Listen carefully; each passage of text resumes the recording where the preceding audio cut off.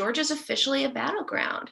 And there's no question in my mind that Stacey Abrams' work over these past 6 years has laid the groundwork for that achievement for Democrats. As a citizen of Georgia and as an American who believes in our system of representative democracy, I am obliged to do all in my power to advocate for an end to voter suppression.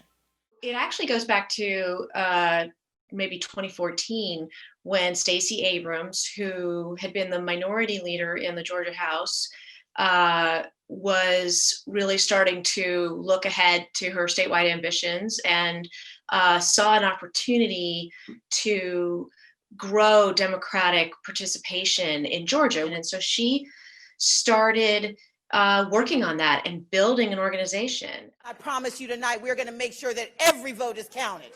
In 2018, Stacey Abrams ran for governor against Brian Kemp, a Republican who at the time was the Secretary of State.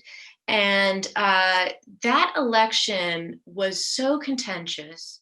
Citizens tried to exercise their constitutional rights and were still denied the ability to elect their leaders.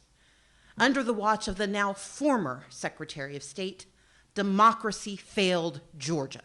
She sort of created this roadmap for talking about voter access and voting rights to actually be a galvanizing force for voters.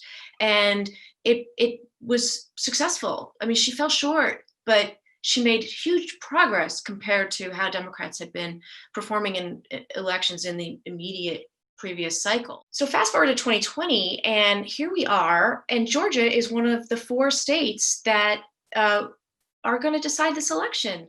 The effort here is to make sure that everybody's vote, legal vote, is counted properly and that the actual results are reflective of the voters' intent. The issue we have in Georgia is, like I just said, it's a close vote. I think it's also worth noting that we now have likely 2, not 1, but 2 runoff elections for the Senate races in Georgia. So neither Republican in those 2 races reached 50% plus 1 vote, which is what's needed to win the election outright under Georgia law. Both of those are going to go to runoffs.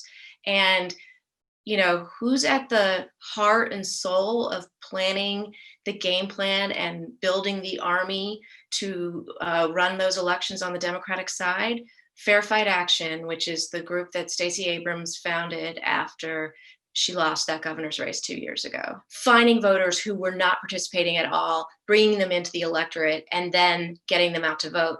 And a lot of that work has already been done for the presidential race. And so those voters are registered and no doubt will be a huge part of the effort to draw out voters for these 2 runoff elections in January.